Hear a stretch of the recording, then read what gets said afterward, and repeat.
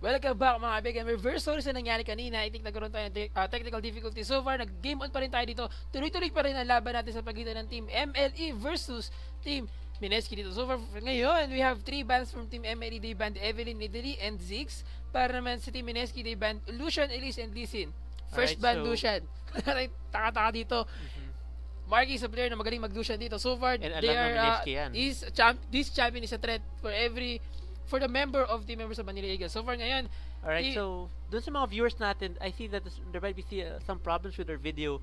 Yung first pick ng team MLE is actually Gragas, and their second pick is Leona. Now also, their third pick right now on is Lulu, possibly mid Lulu again on Chok. He's been using it a lot lately. And dito naman sa side ng Mineski, we have the Kazakhs and the Vi.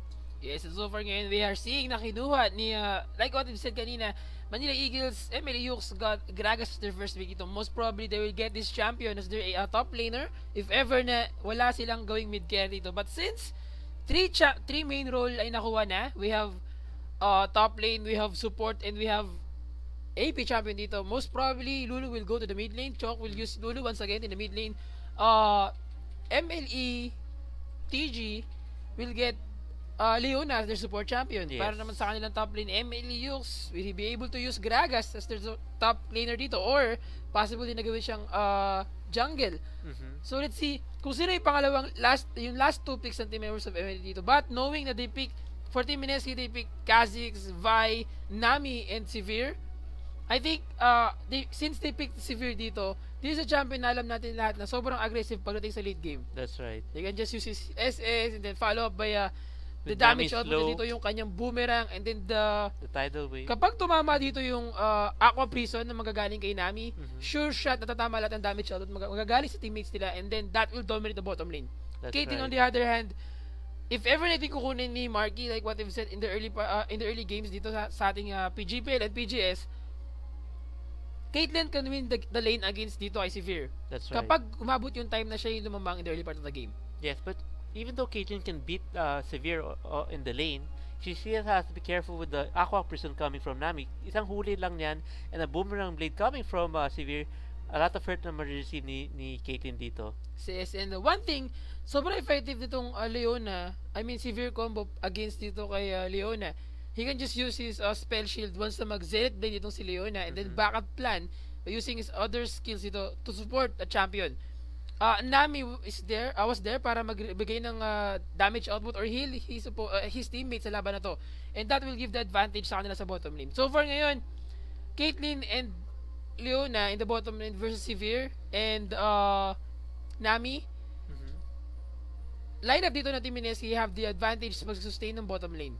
Yes. The damage output, the sustained damage coming from their team, and also the damage na kaya nilang gawin against their opponent kapag nagkaroon ng teamfight dito. Bottom lane, having Caitlyn, the damage output na kaya niya ibigay, I don't think na sobrang magiging effective sa bottom lane since meron tayong heal na magagaling dito kay Nami. That's right. And actually, looking at Mineski picking up the Ahri, of course, I expect the Ahri going to the mid lane again. Recently, this week actually in the GPL, Chok also picked the Lulu and got dominated by the Ahri of the opposing team. I think this is something Mineski picked up, realizing that Ahri is actually a really good pick to counter Lulu here in the mid lane, especially if the Ahri is able to rush a Deathfire Grass on top of the charm, can deal a lot of magic burst damage that could even go through the magic or the damage prevention that Lulu could do with the Wild Growth and the shield she has. So far ngayon, hindi natin mabuti. Having the team members of MLE, they picked Gragas or even Lulu and Caitlyn plus Leona in the team MLE. For the Mineski naman, we have Kazakhs, Vi, Ahri, Sphere, and then Nami. Most probably a mid lane match dito, gaya ng sinabi mo. Ahri can dominate Lulu in the early part of the game hanggang sa mag-late game dito. But if ever na si Chok na magawa ng paraan niya na mag-roam siya sa kanyang teammates dito in the other lanes, kayang-kaya niyang sabayan yung pag-dominate sa kanya itong si Ahri in the early part of the game. And since kapag tinamaan lang siya ng kahit charm lang para dito kay Ahri, mahihirapan si Lulu na makabawi sa laban na to. That's right. I expect Chok and Hate to be doing a lot of synergy together as most of the damage will now be coming from Hate being the jungler using a somewhat assassin type of champion Riven in the jungle. And definitely Yukes will be most likely be playing tank Gragas. So he'll be basically be the front line for MLE. While here on the other side, sobrang all-in lineup talaga tong sa Mineski, no? So, they have to be aggressive and careful at the same time, and they definitely have to win the early trades, or else if they get behind, mahihirapan sila, lalo na if Gragas is able to get super tanky in the late game. Yes, and so far ngayon, Riven, knowing na Riven ang ginawang jungle ng team members of MLE dito, this is going to be very hard for team MLE to dominate the early part of the game. Mahirap mag-gank ng maayos or hindi makakasecure ng gank ng maayos itong si Riven since konti lang yung kanyang gap closing ability. While having his first kill, I don't think it is enough to get another objective of ganking a champion dito. But since alam natin yung mga champion dito ng team Mineski, knowing Kha'Zix, ito yung mga champion na nag-overextend sa laning phase nila. Ahri, Kha'Zix, especially itong si Sphere and then namin sa bottom lane, since meron silang advantage against si Caitlyn and then Leona, both champion sa bottom lane ng Team Mineski ay sobrang may range. Yung poke damage na kanya na ibigay sa kanilang kalaban, I don't think Team MLE can do anything if ever na maharas ng sobra sila sa bottom lane. So, actually, doon lang lalabas yung gank na mangyayari galing kay MLE Hate. Si Riven naman actually, medyo okay naman din yung lineup ng MLE for Riven kasi basically, every lane has some sort of crowd control. Gragas can use his body slam, Lulu can use his slow, Leona can use her Zenith Blade or her ultimate to slow down the opponents, and that's the signal for Riven to come in and deal all the damage he has with her Q and her W, which can chain the stun coming from the members of the other members of MLE. While here on the side of Mineski, as you can see, they have somewhat a similar lineup because his Kha'Zix also has some sort of slow, and of course Ahri has charm and aqua prison, allowing Vi to also have an easier way to engage with her Q as well. Alright, so we're just waiting for a few more seconds before the game goes on. In this lineup, which lineup do you like more between the Mineski and MLE? I'm thinking na sobrang ganda ng lineup dito ng Team Mineski, but the crowd control coming from the members of MLE sobrang hirap. They have the AoE damage, we have the wild growth, the stun galing kay Riven dito, the body slam, the explosive cast galing dito kay Yux if ever na magkaroon ng mga team fight. I don't think Team Mineski can do anything if ever na magkaroon ng mga team fight dito. Since kung mapapansin mo, lineup ngayon ng Team Mineski, they have Kha'Zix, Assassin Champion, they have Vi, Assassin Champion as well. Both a champion dito, single target. They don't have a champion like Nagragas na kapag nag-body slam siya dito, at least 3 champion if ever kanya matamaan, yung explosive gas niya to para sirain yung strategy ng team members of Mineski dito. So I think having the support manggagaling kay Lulu dito, since she is an AP champion, yung kanyang wild growth, yung kanyang help me picks, yung shield na bibigay niya sa kanyang kakampi dito is a very effective skill against their opponent. That's right. Actually, I'm just a little bit afraid for Emily in terms of Gragas and Leona, no? Kasi Gragas, if he uses his explosive cast, could, of course, scatter the members of Mineski. Now, if Leona drops her Solar Flare almost at the same time, baka walang matamaan. So they have definitely, Yux and TG have to be very coordinated in releasing their ultimates, or else it could be a disaster for Team MLE. Yes, and again, I think Riven is a very ay magiging threat dito sa laban nila against Team Mineski. Riven is a champion na alam natin na sobrang hirap mapigilan if ever na mapataba siya kagad in the early part of the game. Yung gank potential niya dito, well, hindi siya ganun ka-effective, pero since alam natin na meron siyang stun, meron siyang pang dash in to initiate a team fight dito, ayun yung kanyang advantage in the early part of the game. But tignan natin dito kung paano i-counter ni Legend Daddy or itong si Vi ang laban niya against dito kay Riven. If ever itong si Riven or si Emily 8 shut down their jungle ng team members of Mineski dito, I think ito yung magiging advantage niya to win the team fights na mangyayari. If he got the blue buff or red buff nitong si Vi, also yung other jungle niya dito, tingin ko ito yung magpapanalo sa kanila. Since kasi alam natin na si Riven, hindi siya ganoon na effective kapag hindi siya nakapagpataba.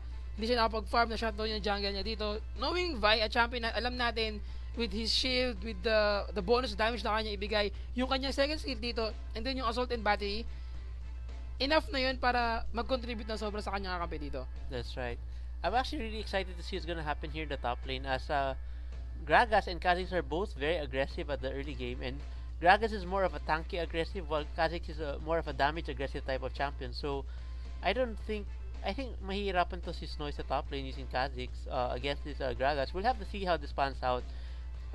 Of course, Kha'Zix has the isolation damage that he will definitely need a lot to be able to beat or win the top lane against this Gragas. But with the body slam and the wave clear coming from Yux, I don't think Kha'Zix will have an easy time clearing the wave at the early levels of the game. Yes, we'll see how ang gagawin nito ni itong si Mineski Snowy na top lane against dito kay Yux. So far ngayon, game muna tayo mga kaibigan na match between Team Mineski and Team Manila Eagles.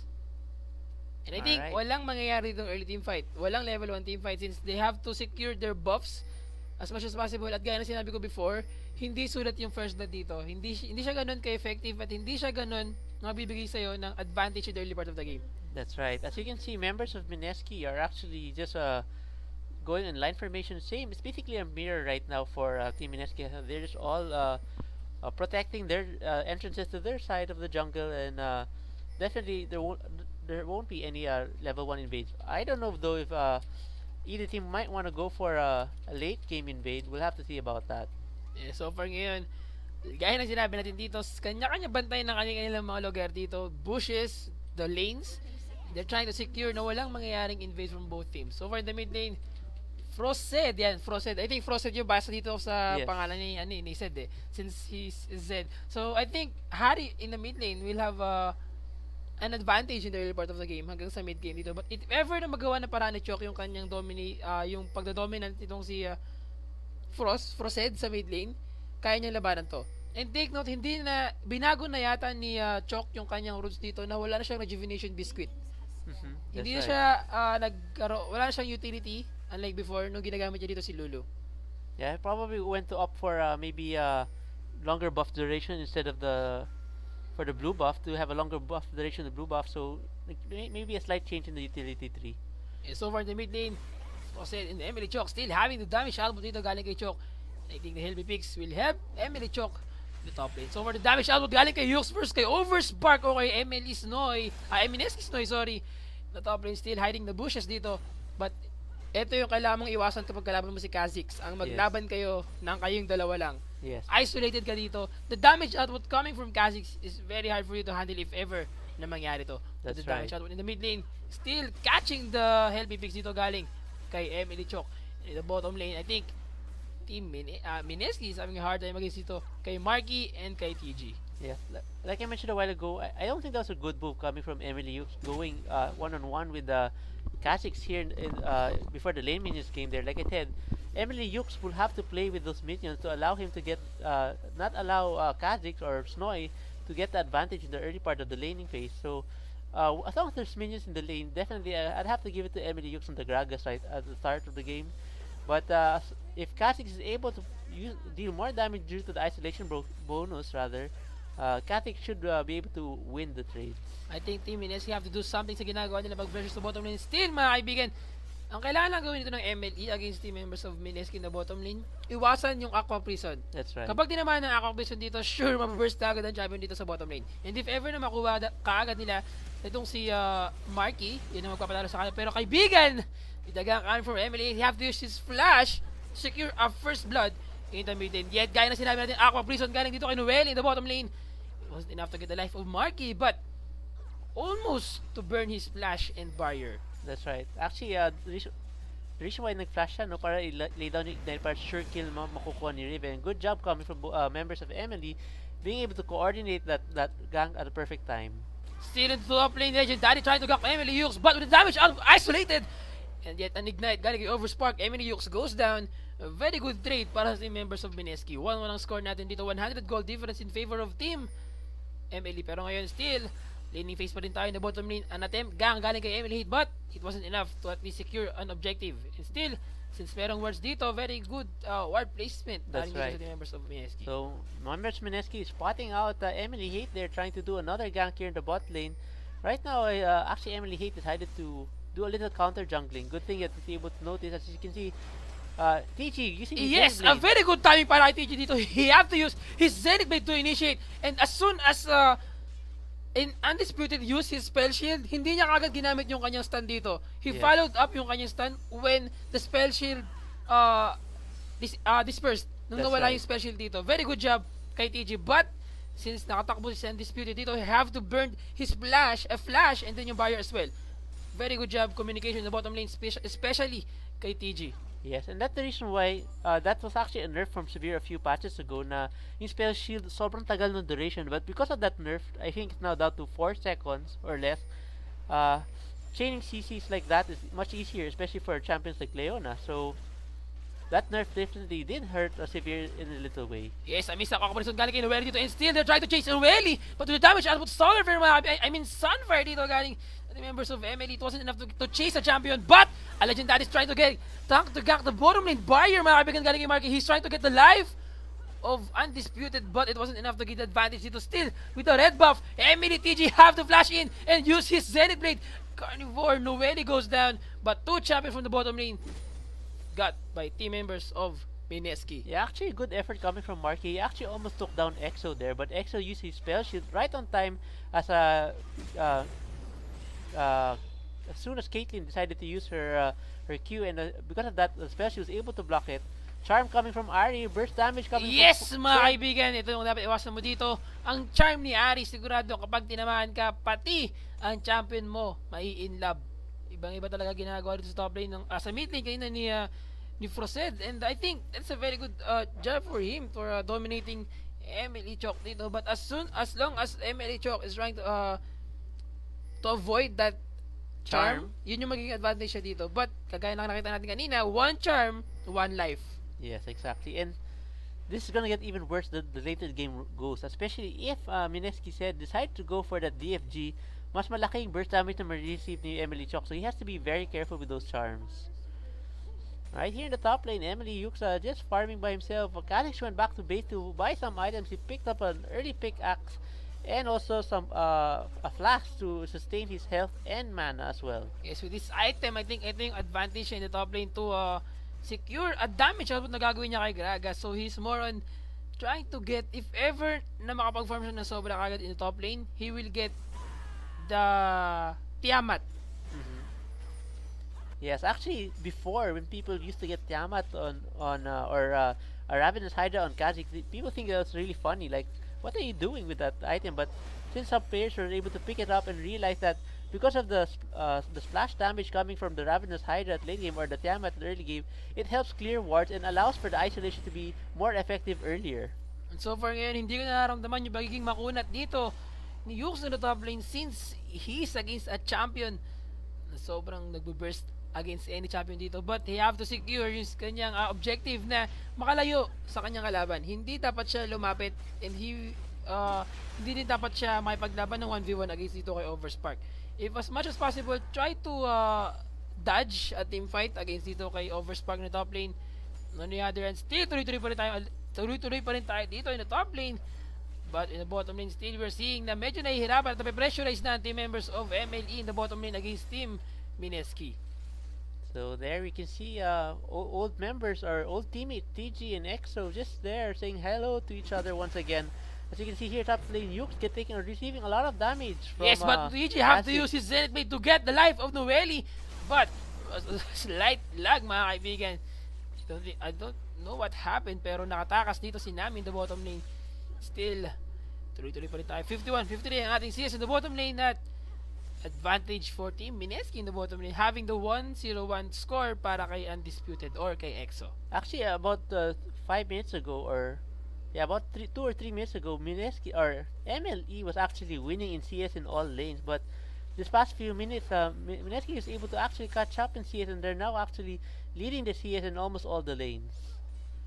As we can see here now, Caitlyn putting down a ward there to the tri-bush to prevent any incoming games from Mineski on Vi. As we can see, 2 members of there's a clash going down here at the bottom as Nami decided to use her Typhoon Wave. Marky has been exhausted, mga kaibigan. Still is trying to take the damage output galing sa team ng Mineski at the bottom lane. He have to use his barrier and still trying to escape, mga kaibigan, but with the boomerang, Team Mineski, Team Manila Eagles in the bottom lane still goes down dito, but in the big lane, they have to use Wild Growth still at the bottom lane. Tuloy-tuloy pa rin tayo dito. A dodge, Zenith Blade galing dito, but it wasn't enough to get the life of Legend Daddy in the bottom lane.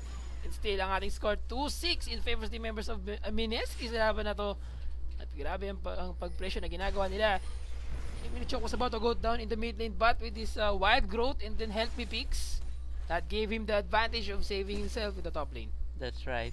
Alright, so actually TG doing a really good job of stalling the 3 members of Mineski there. Actually, almost taking out the life of Legend Daddy there with that Thinner Blade. But actually, he was still one more turret hit away from dying. So, good job coming from TG, but not enough to be able to secure a kill for Team MLE. Yes, and so far ngayon, sobrang dominate itong si Vi or si Legend Daddy in his jungling route, having the 3-0-1 score. At kung papansin mo, still having the his Spirit of the Elder Lizard dito as his item. And he's about to get his Warden's Mail if ever na makakuha siya kagad ng farm dito sa laban na to. Or Ninja Tabi, since he is against a heavy damage output champion sa AD. Yes, alright. So as you can see, they're members of Mineski putting down wards near the dragon area. It looks like they plan to take it very soon. Yes, they caught Noel dito mga kaibigan. Solifer galing dito kay TJ and they're trying to chase 2 members. I think there's a problem na nangyari dito. So, basta ang ating client. So far ngayon, I think there's a slight problem sa ating PC. But let's see what happens sa laban natin ngayon.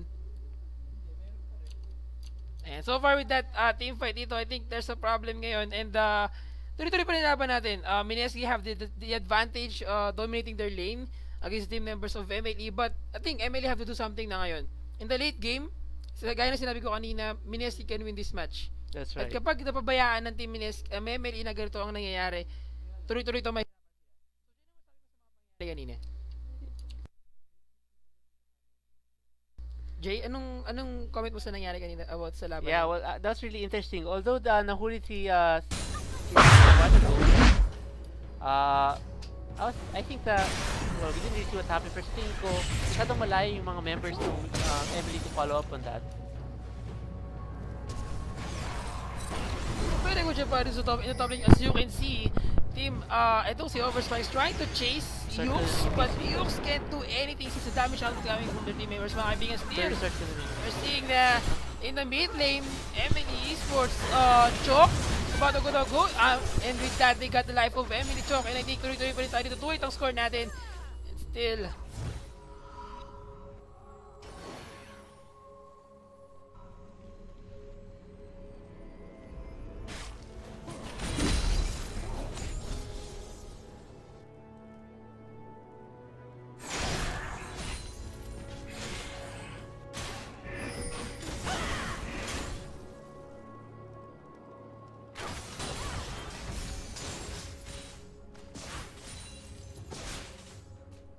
and if they fail to do something na mag-secure ng objective nila dito, so far wala pa rin dragon. Wala pa rin kumukuha ng dragon in the early part of the game. 12 minutes na tayo, mag-13 minutes na, at wala pa rin kumukuha ng dragon kahit sino. Sa lahat ng team nakakalam, sa team members of Mineski, we have top lane Snoy, we have the jungle na si Wen, mid lane si Zed, their AD carry si Sphere, ay si Exo, at ang kanilang support na si Noeli, still siya pa din.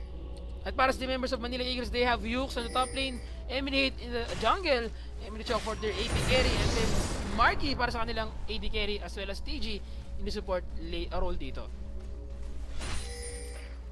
And still the team Mineski is trying to get the dragon of this match, and to if ever na ma-secure nila tong first dragon of this match, they will snowball for sure this match against team Mineski. But with the damage output galing po Chok in the mid lane, still sinasalo pa rin ng damage dito galing kay Chok in the mid lane. But Fawcett, I think at least he can just stall this laning phase against kay Chok. Yeah. Bubuff pick galing kay Chok dito in the mid lane.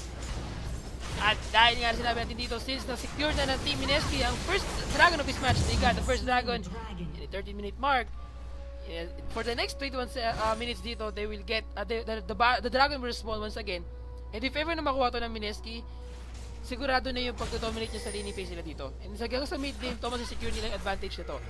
And yet again, the top lane, I think, having this 98, 118 CS dito, Snoy is indeed dominating itong si Yux sa top lane. Nakakomprison.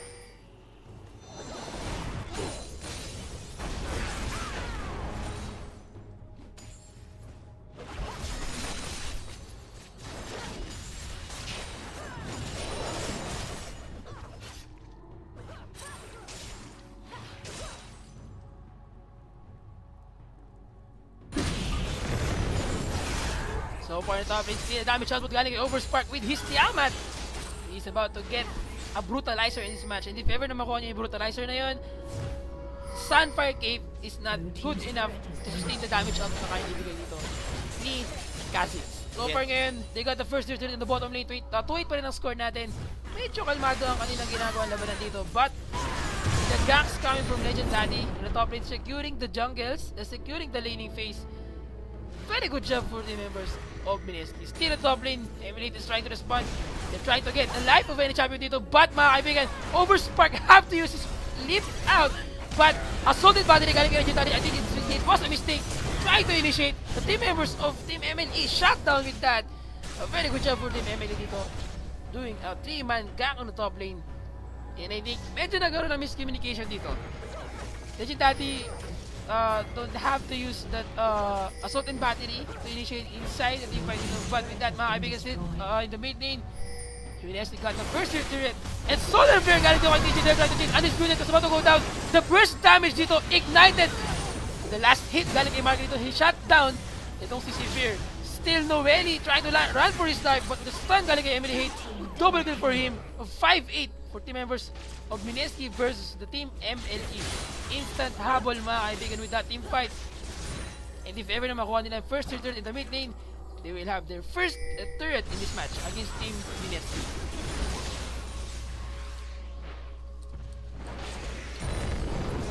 Alright, so MLE right now trying to push down the mid lane. As you can see, two members of Mineski decided to stop the push coming from MLE.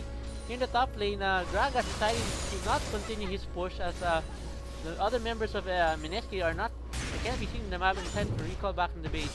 Right now, Emily Hate leading in CS over Vi, but has not picked up much skills except for one kill so far in this game. Ignited mga kaibigan si Emily Joke dito, but he have to use his flash to take another objective of killing a champion. And I think that gave Team Emily a disadvantage once again in the team fight dito. Also yung kanyang champion kill para kay Frosted. And since he have to use his flash to secure an objective of killing a champion, I don't think hindi na niya kailangan mag-flash doon. But since, just to make sure na secure yung kill. Alright, so right now we see Marky flashing away from that Aqua Prison from Nami. Good job, excellent timing from Marky. As if he got caught by that, for sure he would have went down with the follow-up from Vi trying to execute him. It's like what I've said kanina in the top lane.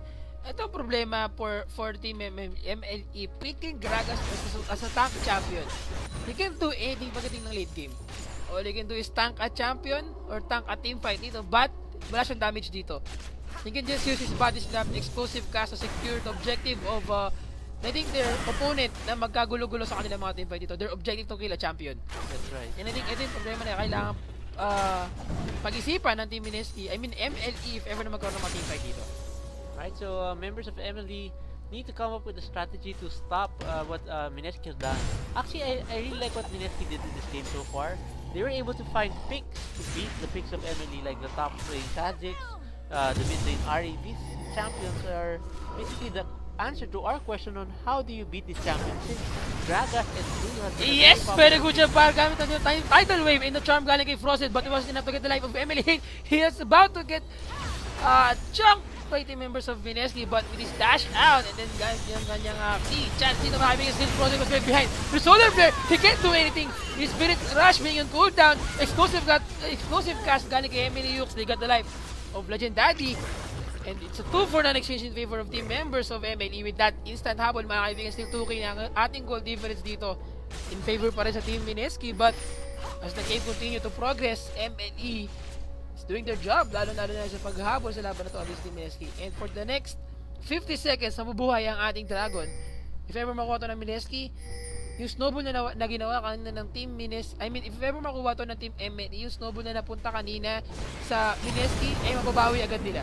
Yes, Mineski being so overseas, they are going to the jungle of MLE right now and trying to chase to the point that they get caught out when they're trying to retreat there. And that, because of that, MLE is able to respond efficiently and pick up some kills. And yet mga kaibigan, still, they're trying to secure the Dragon for this match, second Dragon of this match. And 15 seconds left bago mabuhay ang Dragon dito. And if ever na makuha to ng team Mineski this time, hindi na mahihirapan na makahabol ang team Mineski, I mean MLE dito. Still 1k ang ating goal difference, almost 1k. And yet again, mukhang free dragon for team Mineski ang laban na to. If they fail to get a champion or secure their objective of trying to stall in the champion dito. Still 5v5 mga kaibigan. Mukhang magkakaroon ng team fight dito. A clash is about to happen between team MLE and Mineski. A dragon match between starting na mga kaibigan. Still nag-miss ang charm dito. Miser in the mid lane. Yet again, Dragon still nandito pa rin, buhay pa rin mga kaibigan. And team Mineski undisputed use his S's dito trying to chase team members of Mineski. Emily but with the charm galing dito kay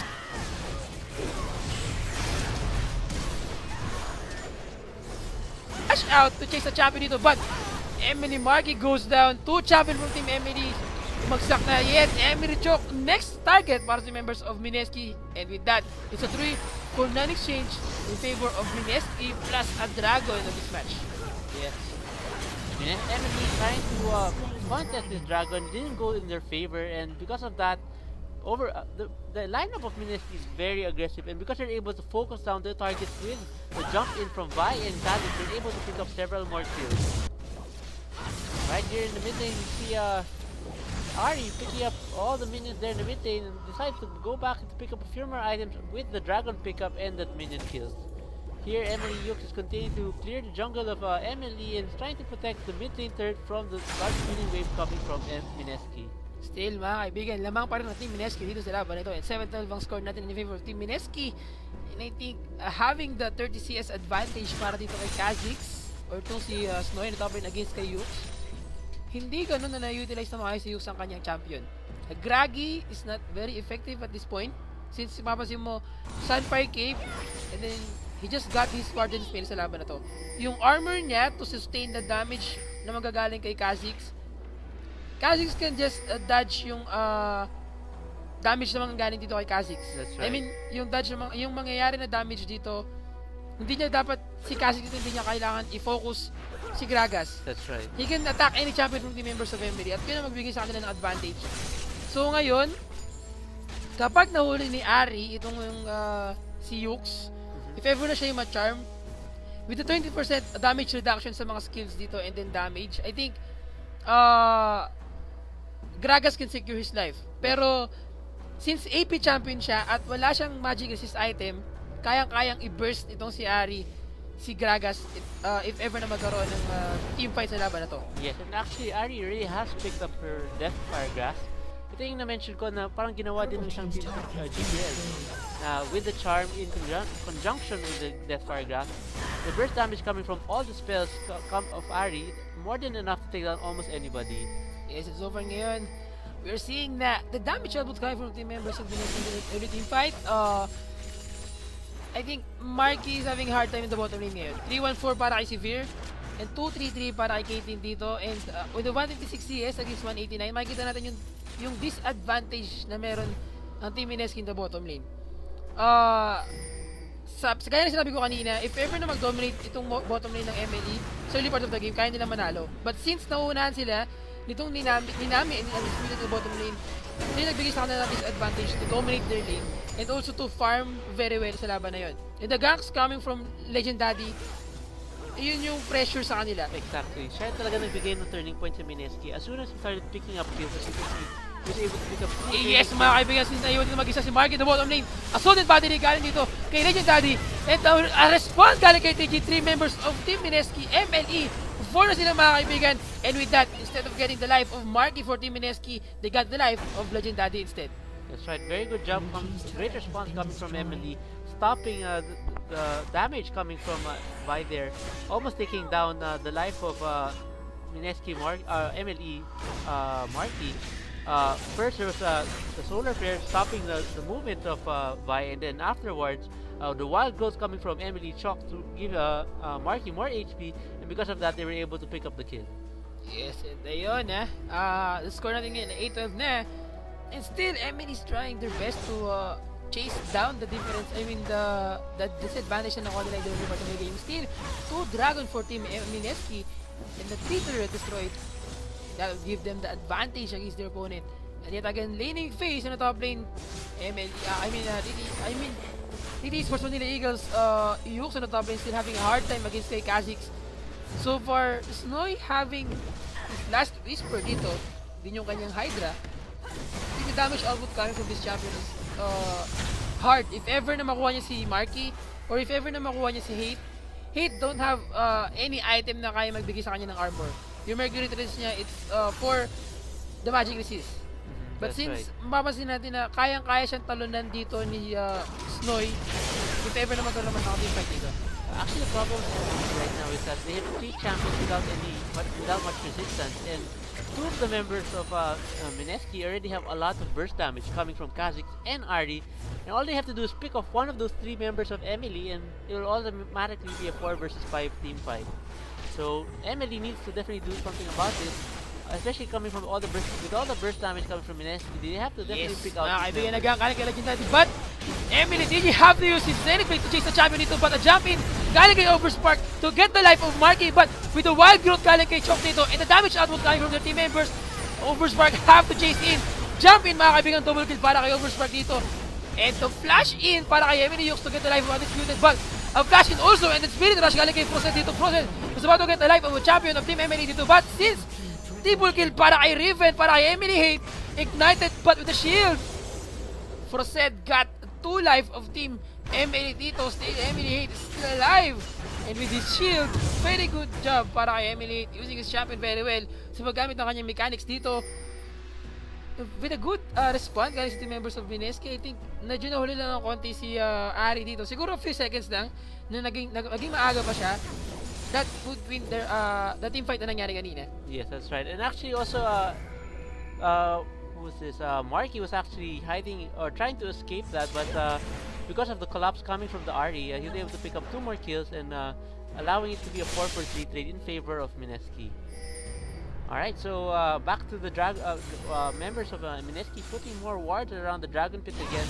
It's that time of the game again. I think this will be the 3rd dragon of the game already, if I'm not mistaken. And so far, Mineski has picked up all the dragons. Emily trying to contest the dragon once again to avoid Mineski pulling a big gold lead over them. As you can see right now, the gold lead is over about 3,000 in favor of Mineski. A solar flare galing dito kay DJ. They're trying to chase the life of Frosted, but kitang-kita natin the chunk damage coming from the ace in the hole. Almost 1/4 of Frosted's life is gone. And yet again, the exclusive cast galing kay Emily Yux. They're about to get the life of Overspark, but since he have to use his flash out dito, leap out para sa kanyang kalaban, Emily Yux was being chased dito. And yet again, namamagaan lahat ng buhay dito ng Team Mineski. And I think this is a chance for Team Emily to get the life of the dragon in this match. First dragon of this game for them, and third dragon of this match. Yes, that's right. So good job from Emily. They actually won the team fight in essence because they were able to force Mineski out of that dragon pit and allowed them to take the dragon for free without Mineski coming back to contest the dragon. Yes, and so far ngayon a very good job for Yux doing his explosive cast just in time to secure the objective of destroying the team of Mineski doon. Yeah, 2 champion of Team Mineski was left behind for Team Mineski, for Team MLE to burst. Nakita mo doon, instead of itong si Snoy or si Overspark, imbes na gamitin niya yung kanyang leap to initiate a champion and kill a champion dito, he have to use his leap para makatakbo sa laban. And with that, he can't do a damage against their opponent. That's right. So very good job kay Yux. Also kay Hate, having the 604. And gaya ng mga nababasa ko sa chat natin ngayon, Riven or itong si Hate can win this game, can carry the match for Team Manila Eagles. Yes. As long as they can continue winning those team fights, positioning lang naman talaga kailangan nila eh. Kasi with the Gragas being able to force the members of Mineski to spread out in the map, they're able to pick up the champions that they wanted to do. Exactly what happened a while ago in that river area where naipit yung mga members ng Mineski all in different areas of the river, and members of Emily was able to collapse on the softest champions of Mineski. Alright, so here we see all 5 members of Mineski grouping here in the mid lane. It looks like they do want to push this lane, but Emily is also deciding to respond and grouping all 5 members here in the mid lane. I expect this to be another big team fight. I'm surprised none of these teams are using a strategy to split push right now, and we'll see if who will win this team fight, or who will be more favorable to win this team fight. Right now, we can still see both teams just waiting for one of the other teams to engage. A few wards, and Nami just clearing another ward here in the mid lane. No one wants to give up the mid lane, as you can see that both turns are already have been taken down. We're just waiting to see who will engage this team fight. So far ngayon, 12-16 ang ating score. In favor sa team members of Mineski pa din. And Team Manila Eagles is trying to stall this game. Pinapatagal nila ang laban na to. As much as possible, they have to do something na hindi sila masecure kagad ng Team Mineski. At ito yung problema ng Team Mineski. Habang tumatagal yung laban, lalo silang nahihirapan na makabawi. Lalo silang nahihirapan gumawa ng objective dito. And that would give the advantage to Team MLE na bawian sila sa mga pangyayari. Yes, especially since none of the members of Mineski have a tank. So, they have to rely on really picking off the champions by Ari or Nami landing those charms or those aqua crystals. As you can see, Gragas is just using his casket, forcing Nami away from the rest of his team members. But since malayo yung mga members ng MLE to continue that engage, they decided to back off. So far ngayon, in the beginning, they're trying to stall the game. Dito sa laban nila against the team ng Mineski and the MLE.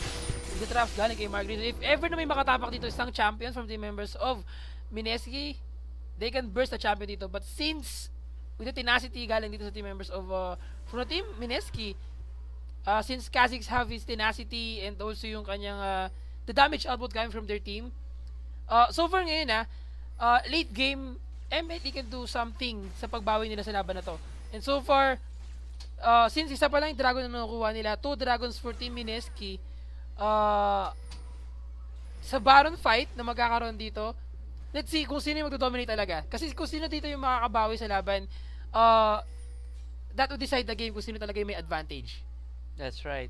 Alright, so as we can see here that members of Mineski are actually starting to group up here at the Baron pit, clearing out the pink wards. It looks like they might want to do another team fight here, possibly near the Baron pit. As you can see, the rest of the members of Mineski are still clearing the jungle camps. Yes, with the charm galing dito kay Sed.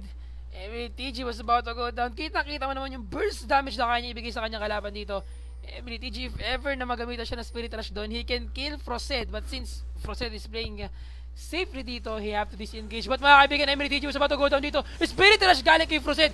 A miss, Solar Flare, jump in galing kay Overspark. Eminate was about to go down, but with a Wild Growth galing kay Chok dito. Spark still chasing Chok. Chok goes down. The burst damage from the members of Mineski is too much for Team MLE to handle dito sa laban na ito. And 2 champions sa kanila nakuha. Medyo nagkaroon ng miscommunication from Team MLE. TG naiwan doon. A Solar Flare nag-miss. And with a Spirit Rush galing dito kay Frosed, he was able to dodge the Solar Flare galing kay TG. Yes, actually MLE actually making that mistake very often in the recent games, no? Chok teleporting near his turret in the mid lane in one of the games before. Now we have TG teleporting not too far from the Baron pit with him well knowing that most of the members of Mineski are just around the corner. And because of that, since I decided to roam near that area where TG was trying to teleport, forced the flash out of TG, but TG got caught still with the following spells coming from Ari, and because of that, they were able to burst him down. 20 seconds left bago mabuhay ang ating Dragon sa laban na ito. And if ever na makuha na naman ito ng Team Mineski, the only thing na pwedeng gawin ng Team MLE ay stall yung game hanggang sumabot ng mga around 50 or 40 minutes sa laban na to. And at least they can do something sa ginagawang pag-pressure sa kanila ng Team Mineski. But since I think ang magiging problema na lang nila ay ang magiging problema na lang ng Mineski dito ay kapag nakampante sila. If ever na mag-initiate sila umasim sila ng umasim dito sa laban nila against ng MLE, MLE can do something na makabawi sa mga team fight na yun. So far, buhay na ang ating Dragon. They're trying to set the face of this game. It's still undisputed, having his Guardian Angel in the bottom lane. In the jungle dito.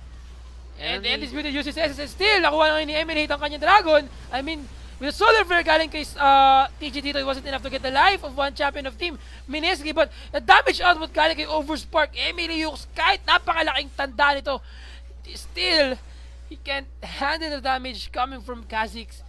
And take note, GA na ngayon si Kha'Zix. He can just jump in, he can just do a suicide dito just to pick a champion from Team MLE. So far with that event, 2 champion of Team MLE goes down, but still they got the Dragon. I don't think it wasn't worth a trade. It wasn't really worth it. Actually, although they got the Dragon. Ang ating replay kanina, so far kitang-kita natin yung nangyari dito. A Dragon team fight. Emily Hayes trying to get the Dragon, but with his might, he stole their own Dragon. But nakita natin yung assaulted battery, galing kay Legendary, explosive cast, disengaged team members of Mineski. But kitang-kita natin yung leap dito. The Overspark or Nisnoy to kill a champion. And yet again, Mineski or MLE can respond sa performance ng Team Mineski dito. Very good job. Especially dito kay Snoy dominating his lane very well against kay Yux. Yes, actually when the members of MLE saw that the members of Mineski were about to collapse, and they should have backed away even faster, especially since Mineski has already actually picked up the Baron in the game, as you can see, and that because of that they were able to easily burst down the members of MLE. So now MLE is way behind, especially in gold. There's about a 7,000 gold difference. That Dragon pickup, although lowered the gold, the 2 kills that Mineski picked up basically negated the gold that they picked up from the Dragon. So far, I think ang problema ngayon ng Team MLE dito, knowing na merong Ronduin's Omen itong si Riven or si Hate, it's not enough to block the damage coming from Kha'Zix. He have Brutalizer, meron siyang Last Whisper dito, plus for sure meron siyang armor penetration sa kanyang runes and masteries. That's right. So basically, Kha'Zix has enough armor shred to go through that Radiant's Omen. Siguradong wasak yung shield dito ni Riven using his Radiant's Omen. Pero so far, ang ating score ngayon ay 12-21. Balik na rin mo to get to see the score of both teams dito. Ang ating goal difference ay almost 8.5k. And still in favor sa Team Mineski. With the bottom buff, they're trying to get the second tier turret in the mid lane. And Rekta push na to until the third turret at Inhibitor. Alright, this might be the deciding match fight for the game. As you can see, all 5 members of Mineski are grouping up here in the mid lane, trying to force down the turret. Looks like they're gonna start rotating. Members of Emily having a hard time defending the bottom lane Inhibitor, as well as well, actually the Inhibitor is still down, but they're trying to prevent the minions from going to their nexus turrets. And Emily not sure what they should do to stop this push coming from Mineski. Ayan, so far ngayon Team Mineski said have to use his Spirit Rush, but mga kaibigan Zonya, and you have to use the Solar Flare galing to kay TG, but wasn't enough mga kaibigan. Still Overspark have to engage. Emily was trying to stall the match between Team Mineski dito, but shot down mga kaibigan. Double kill pala kay Marky. Still Overspark was left behind dito. Triple kill na mga kaibigan. A 3 champion for Team Mineski, ay for Team MLE in this match. And on exchange for team members of Mineski sa laban na ito, a mistake coming from Zed. I think that's a very bad play for him during that initiation. Sobrang mali. Yes, but even though Mineski lost that team fight, medyo favorable pa rin para sa Mineski yun kasi they were still able to take down the turret of Emily, and now the middle inhibitor of Emily is exposed. This will be much more easier for Mineski to calm down again the mid lane and siege it. So although Emily won the team fight, they may be still losing the war, in short. Very good job para kay Riven dito or kay Emily Hay doing his job. Knowing na, mapapansin mo sa kanya, he got his item na pang damage muna before getting the tanky champion at tanky item dito in this match. If ever na he got his Spirit Visage, even Ari can burst him down. Hindi siya magagawang mapatay kaagad dito ni Ari. At kung mapapansin mo, I would suggest to get a Guardian Angel para kay Riven as well dito sa laban na ito. Definitely. I expect that pickup probably maybe after he completes his the Spirit Visage. As you can see, he already has the Magic Resist items. Recipe na lang ata kulang niyan. As you can see, he decided to go for a Banshee's Veil instead. Yes, and since knowing that he got his Banshee's Veil para sa item niya dito, he's trying to secure not only yung leap, not only yung first kill galing kay Kha'Zix, but yung charm as well galing kay Ari. Yes, basically just to block any initiation coming from Mineski. As you can see, they have a lot of ways to initiate. They have the Aqua Prison, the Charm, even the Sultan Battery coming from Vi. And yet again, if ever na papatagal pa ito ng Team Manila Eagles, gaya na sinabi natin, a few seconds left bago mag 40 minutes sa laban natin, MLE just stall this game na magtagal pa ng magtagal until late game talaga. So far ang score natin ay 15-21 3 kills goes to Manila Eagles kanina. 50 seconds left bago mabuhay ang ating Baron. And then, 48 para naman sa Dragon natin, 54. And objective-wise, still para sa team ng Mineski since they have 7 turret destroyed compared sa Manila Eagles having the 2 turret destroyed. They got the inhibitor kanina sa bottom lane, pero nag-respawn na siya ngayon. So what team Mineski have to do this time is protect the inhibitors basically. Actually, I expect maybe Mineski try to do a split push strategy like maybe with the Kha'Zix, because he already has the Ravenous Hydra. He should be able to split push effectively. And if any member of MLE decide to go one-on-one with Kha'Zix, we all know that if Kha'Zix is able to do isolate that member, he'll be able to burst down that champion. I think Team Mineski have to think twice if ever they will do a split push. Kasi, yes, Kha'Zix can push the lane fast, but mapapansin natin dito na any champion from Team Mineski will rely on him. If ever na mawala siya sa mga team fight dito, Mineski can do anything. And yes, if ever na mag-split push man siya, what Team Mineski have to do ay wag pumasok sa mga team fight dito. And guluhin lang nila yung team members of Manila Eagles in this team fights. Alright, so we can see here now the Baron is almost up, just 30 more seconds. Actually, even the Dragon's almost up. So members of Mineski seem to be trying to find a way to catch members of Emily out of position as they're clearing the wards. Emily trying to lay down some wards and clear some of the wards coming from Mineski. As you can see, right now, Emily hate clearing another vision ward of Mineski there, spotting another pink ward there, and gonna clear it out with the help of Emily TG. Pretty passive right now. I'm surprised that Mineski is not doing anything about it. So I think MLE is trying to get this first Baron of this game for them. And this is the second Baron sa laban na ito. So if ever na makuha ng Team Manila Eagles, they will gain the advantage of dominating the match against Team Mineski. But so far ngayon nagkakaroon ng tansyahan dito. They're trying to wait kung sino ang mag-initiate to get that Baron. But since walang ward dito, ito ang vision natin ngayon for Team Mineski ng Manila Eagles. But ito ang vision ng Team Mineski dito. Yes, they have a ward para mag-secure ng objective nila to see kung may magyayaring team fight sa laban nila. But mga kaibigan, ito na. 15-21 ang ating score for the next few minutes. Charm galing dito kay Frosted. They're trying to get the life of Yux, but Emily Yux still having his tankiness dito sa laban nila. Spirit Visage, Sunfire Cape, and then Duwin's Omen. This is most probably the most effective item para sa kanila against their opponent.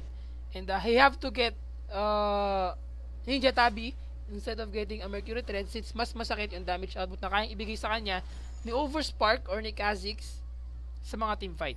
That's right. Actually, I don't expect Emily to take the Baron or actually start the Baron. I think they're waiting for Mineski to start the Baron and then attempt a Baron steal and a Baron fight in the Baron pit, so that basically Emily will have like a 6-man if Baron will be dealing damage to the members of Mineski. Yes, so parang in favor sa kanila yung mangyayaring yun dahil sa damage output nga na binigay sa kanila ng Baron before mag-initiate ang Team ang Manila Eagles. Pero so far with damage output galing dito kay Hate, not only makunat siya in terms of having his tanky items dito, but the damage output na kaya niya ibigay against his opponent, yung stun niya, if ever na ma-utilize siya na maayos, anyone na nakapaligid sa kanya, kapag ginamit niya yung kanyang second skill dito to stun a champion, that would gain the advantage for the team.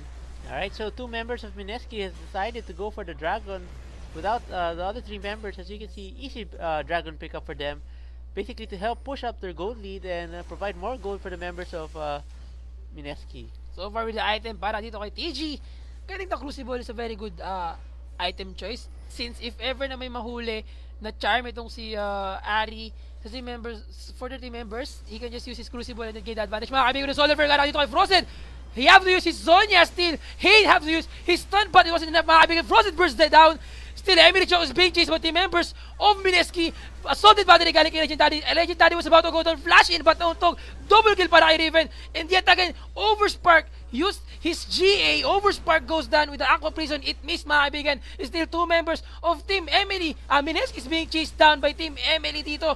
Flash in galing kay Yux to chase Undisputed. Flash out still with his Guardian Angel if ever they chase the champion. A stun galing kay Emily Hate. Barrier was burnt out, and still Emily Yux trying to chase, mga kaibigan, never back down at nag-burn na. Nagamit na niya dito ang kanyang Guardian Angel with the trap galing kay Marky. Shut down 23-23 score.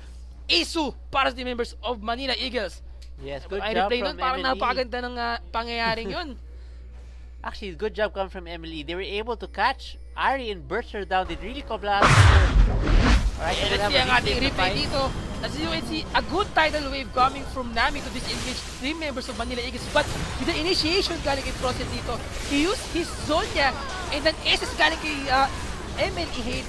And with that, Emily Chok was about to go down, but with his flash out and then a support backup damage galing dito kay Emily TG, Emily Chok was saved by the last heal na ginawa niya doon.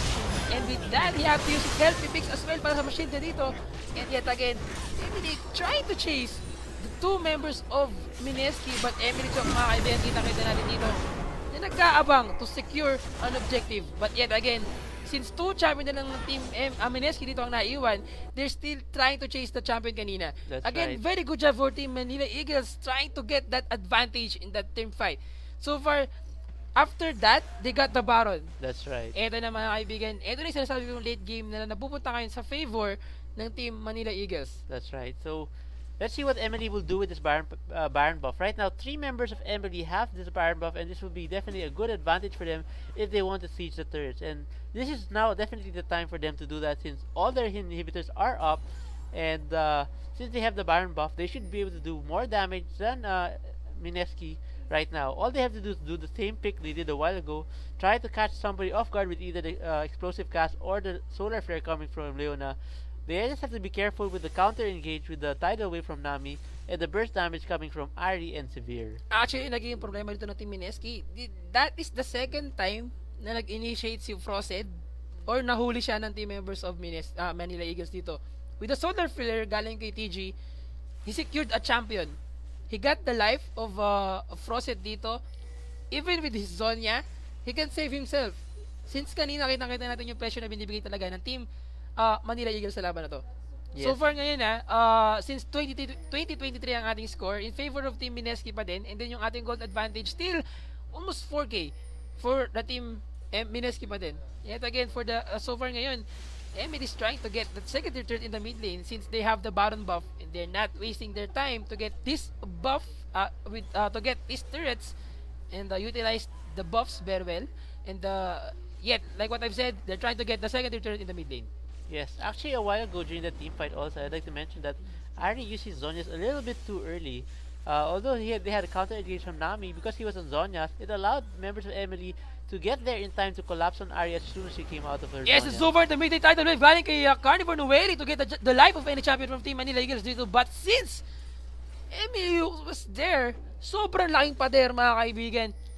Kitang-kita natin yung hindi lamang sa physical na anyo ni Gragas yung laki niya, but also yung kanyang pagiging tangke dito ay nararamdaman ng team Mineski, and they can't initiate that team fight since sobrang damage dito kaya nilang tanggapin. Frosted used his Spirit Rush, and I think once again, if ever na mahuli ni TG itong champion na to ng kanyang Solar Flare, he can't do anything. Yes, may flash siya, but the Spirit Rush niya is still on cooldown. Emir Chok having the 0-7 score, ang trabaho niya ngayon dito ay mag-support lamang sa kanyang teammates.